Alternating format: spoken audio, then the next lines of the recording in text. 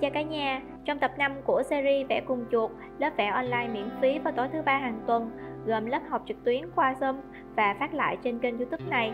Hôm nay chuột sẽ hướng dẫn cho các bạn cách vẽ bức tranh 3 con mèo trên bờ tường đơn giản chỉ với những họa cụ cơ bản.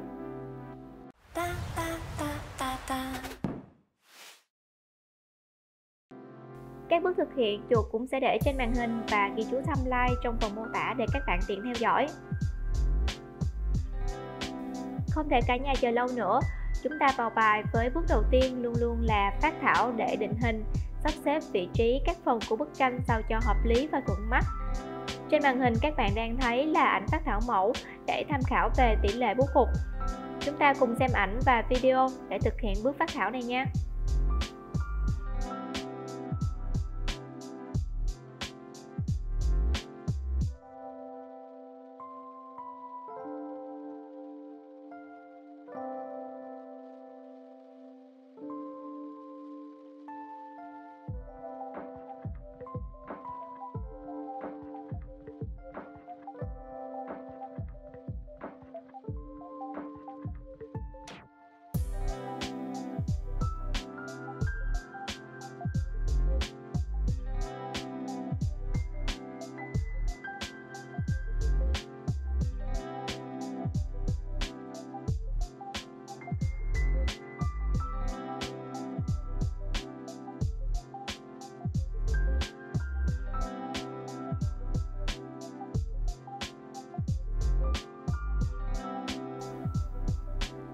Khi định vị được các phần cơ bản của bức tranh rồi thì chúng ta sẽ phác thảo các em mèo. Chuột sẽ vẽ đơn giản mẫu con mèo với tỷ lệ 1/3, với phần đầu chiếm 1 phần thân chiếm 2 phần. Các bạn có thể linh động thay đổi dáng của các con mèo khác nhau thì bức tranh sẽ sinh động hơn. Ví dụ như sẽ có những con mèo cao hay thấp, ú hay ốm, xoay lưng hoàn toàn hay là có thể quay mặt sang một bên để nhìn đồng bọn chẳng hạn.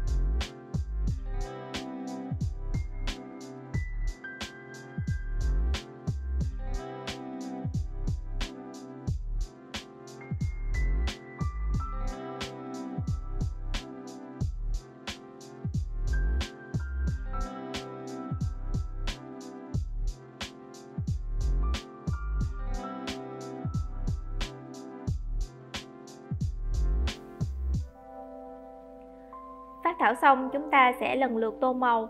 Bắt đầu là phần bờ tường. Chuột dùng cọ dẹt nhỏ số 2. Mặt trên là vị trí nhận ánh sáng mạnh nhất nên ta dùng màu sáng nhất để vẽ. Các bạn pha màu trắng với một ít màu vàng và tô hết phần trên cùng. Có thể tô đè hoặc là lấn vào một chút phần mông của những con mèo. Tiếp theo các bạn pha màu vàng với một ít màu đen và thêm nhiều màu trắng để có được màu xám rêu, rồi tiếp tục tô hết mảng tường.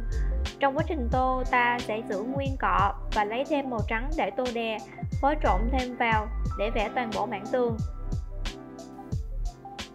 Với cùng một cách vẽ thống nhất là những nét ngang, ngắn và chồng lên nhau để tạo hiệu ứng bờ tường gạch.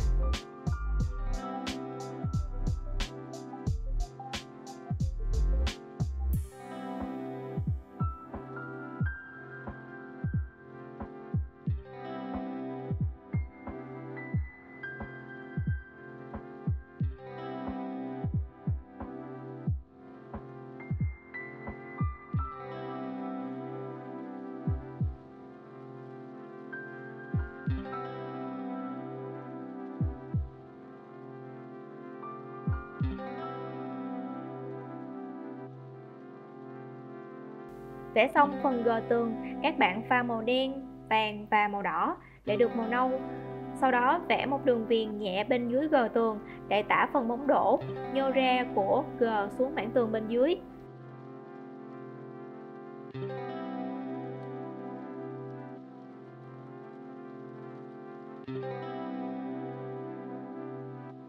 Tô xong, các bạn cho tiếp màu vàng và nhiều màu trắng vào phần màu nâu này để vẽ tương tự như phần phía bên trên. Phối trộn nhiều sắc độ với màu trắng, màu nâu và vàng kem để hoàn thiện bờ tường.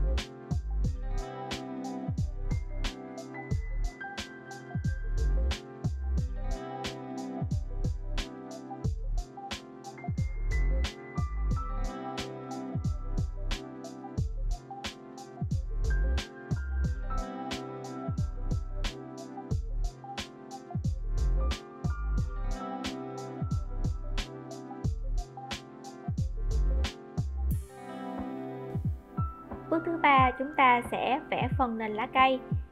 Bắt đầu là màu xanh đậm bằng cách pha màu xanh lá với màu đen. Nếu bạn nào không có sẵn màu xanh lá thì có thể pha màu xanh dương và màu vàng để được màu xanh lá. Tô từ chỗ bờ tường dần lên phía trên bằng những mảng màu lớn với nét cọ tự do và chồng lên nhau.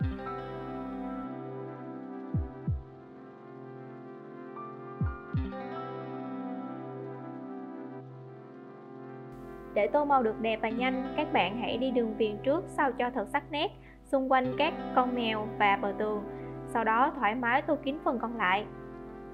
Khi tô viền thì có thể dùng cọ nhỏ, còn khi cần tô mảng to thì các bạn dùng cọ dẹt lớn.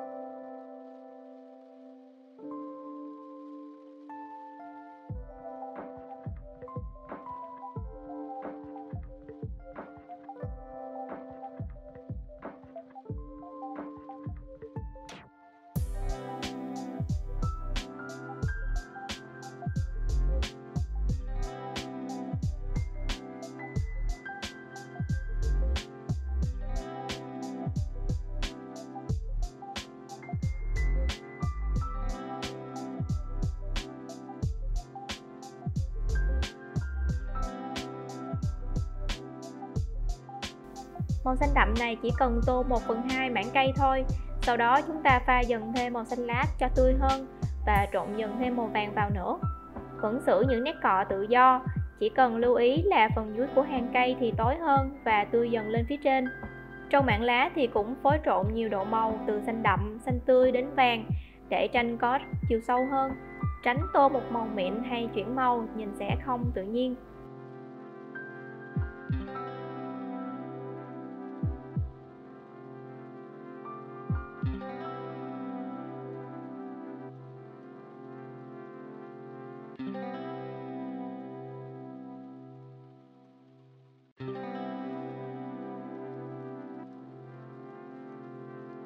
Góc bên trái phía trên có thể tô nhiều hẳn màu vàng để tạo hướng ánh sáng từ trái chiếu qua phải.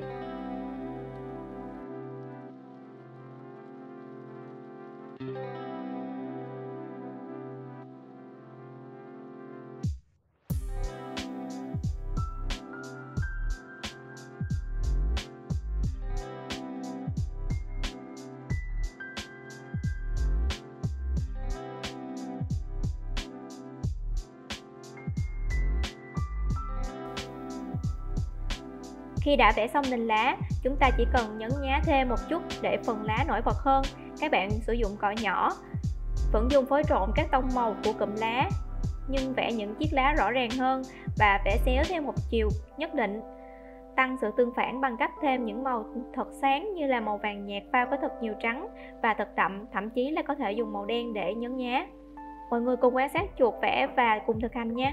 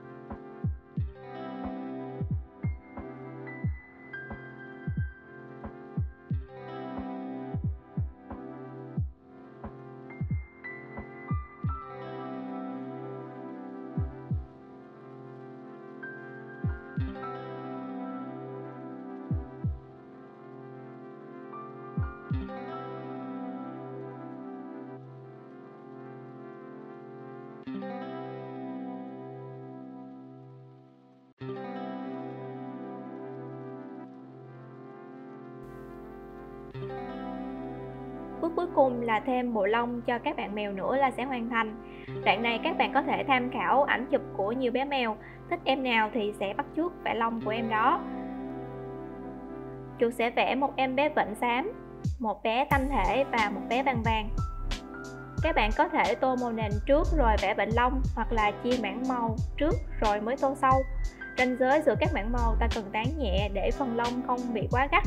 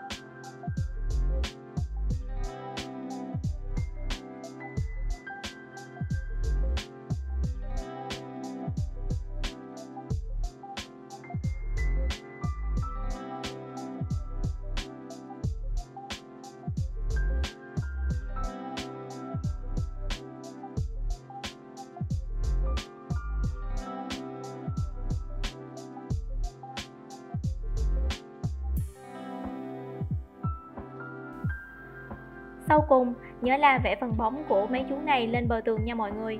Chú ý chỗ phần gờ tường giật vào bên trong thì bóng sẽ hơi gãy một tẹo.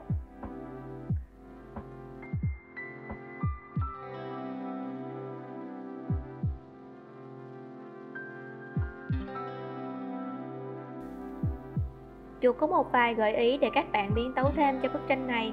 Đó là có thể vẽ thêm những cụm hoa trên tán cây, hoặc vẽ thêm vài chú bướm hay đom đóm xung quanh. Cũng có thể là một bạn chuột nhắt ngồi ké kế bên cũng được. Việc thay đổi dáng ngồi, màu lông của các con mèo cũng tạo nên nét riêng cho bức tranh của bạn. Cho nên mọi người hãy mạnh dạn biến tấu tác phẩm của riêng mình nhé. Hy vọng mọi người thích chủ đề ngày hôm nay. Hãy ủng hộ tinh thần của chuột bằng cách like, share và đăng ký kênh để xem thêm nhiều video tiếp theo của mình. Chúc các bạn có những tác phẩm thật đẹp. Chào tạm biệt và hẹn gặp lại cả nhà ở tập sau với chủ đề vẽ tranh Galaxy. Bye bye!